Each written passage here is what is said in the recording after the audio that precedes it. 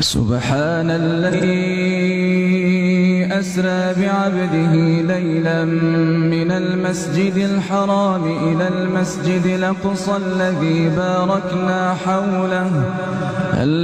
باركنا حوله لنريه من آياتنا إنه هو السميع البصير.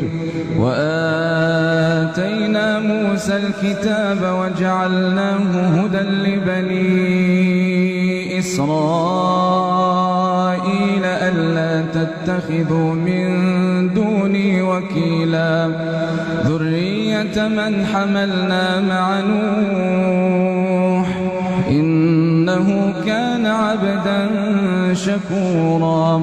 وقضينا إلى بني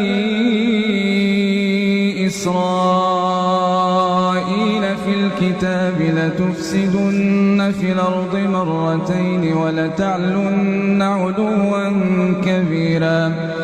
فإذا جاء وعد أولاهما بعثنا عليكم عبادا لنا أولي بأس شديد فجاسوا خلال الديار